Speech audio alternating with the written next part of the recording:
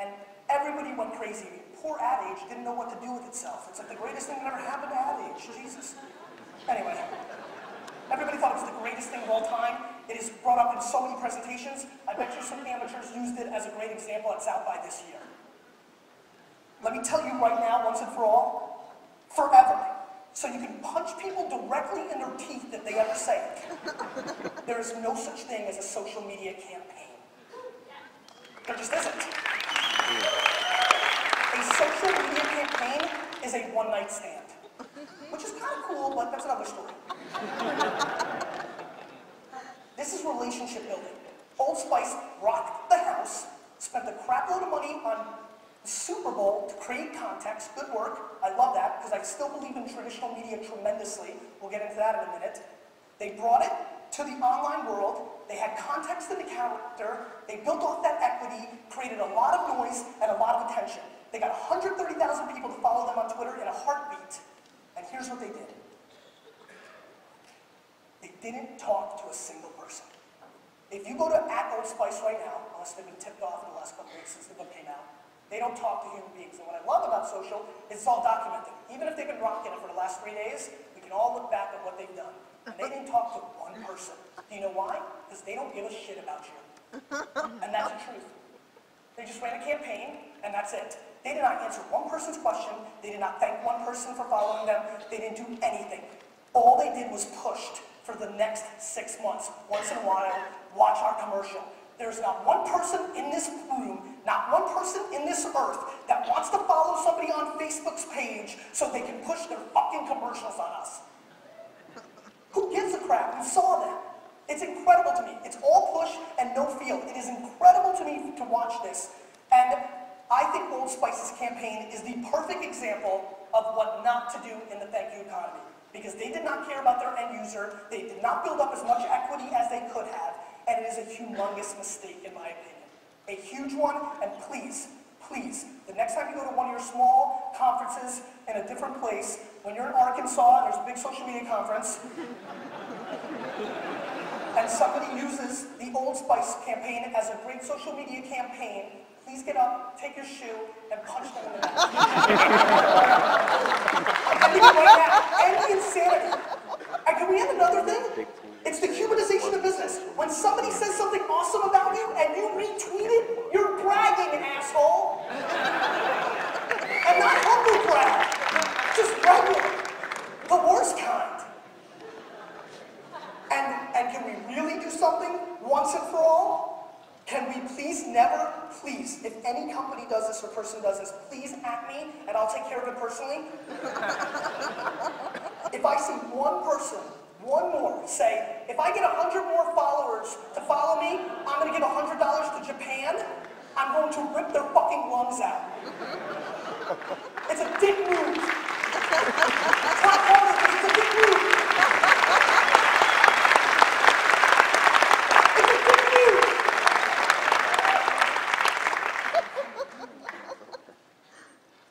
Content calendars suck. If you're in that world, how do you map out what you're going to talk about for the next 6 years? Makes no sense. It's like going to a cocktail party with a fucking script. Jesus Christ.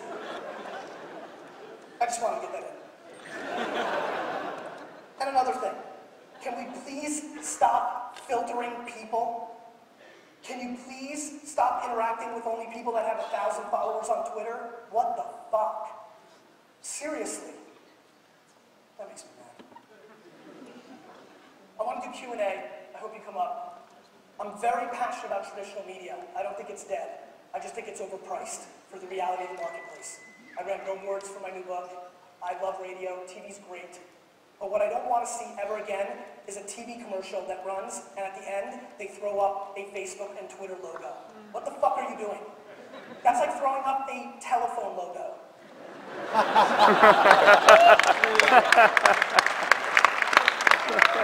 I need your number, asshole! Crazy. I hate this. There's so many things that are happening right now because it's early and we're all trying to figure it out, that if one person does it, everybody follows, like streaming at a conference. It's distracting. You know, one person ran a stream and then everybody did it. We're just copying. think for yourself, and if you think from the thesis of how would I act as a human being, that is going to work for your business. It is always going to work. Always. Always.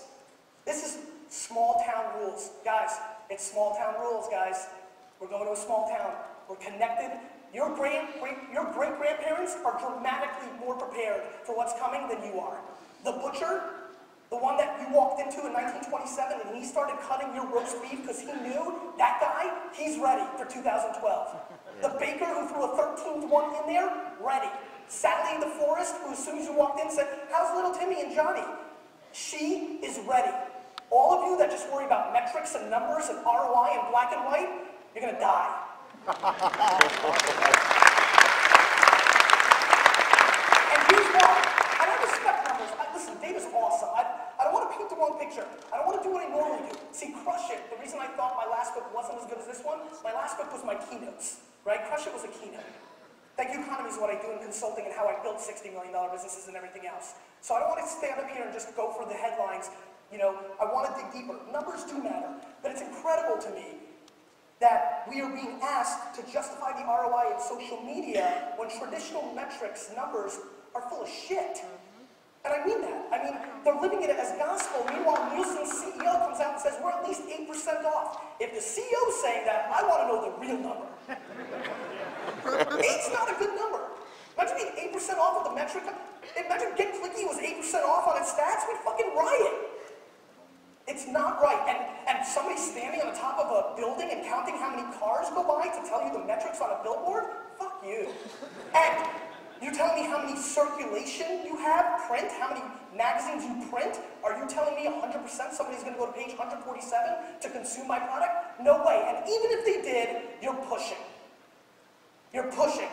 You're talking again. We are living in the first time ever where the consumer can interact with you. It's out there. And here's the craziest shit.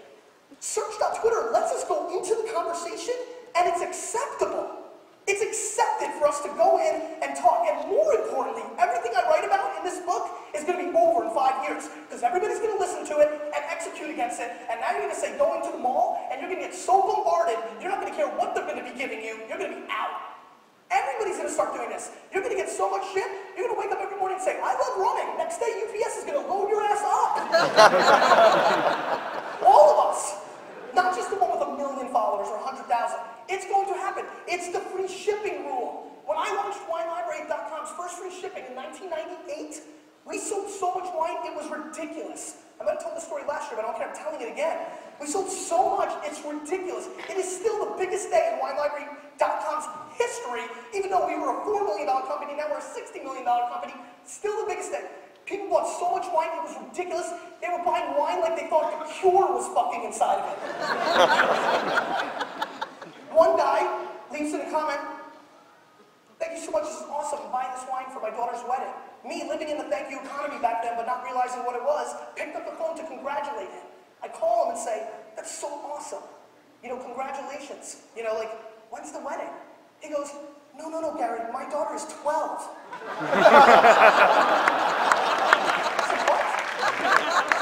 He goes, yeah, she's 12, but this deal is so ridiculous, I stocked up. Now, all of you are so spoiled and entitled that you won't even buy anything unless free shipping comes with it. And it didn't take long. And it didn't take long. And that's what I think is going to happen in the things that I talk about. People are going to start battling on the care front. You know why? Because it's practical in a world where everybody is talking and there's ROI in the context of the conversation. All this stuff that I'm talking about now and writing about and caring about and executing against, I would have never done 10 years ago. Not practical. That's why I'm not paying attention to augmented reality. It's not ready. It's coming, but it's not ready. And that's what I pay attention to. Too many people, and a lot of you who are here, are smart and you know where it's going. You know the refrigerator is going to be a real competitor to retail. You know that your refrigerator is going to reorder your product, but it's not ready, so I'm not paying attention to it yet. What is ready is context. What is ready is that we are sharing things every day in our lives that we would have never picked up the phone for years ago. You would have never picked up the phone and called a buddy and said, this Tropicana orange juice is delicious. Yummers. You just wouldn't do it. And you definitely wouldn't call everybody. But you do it now, and somebody's consuming that,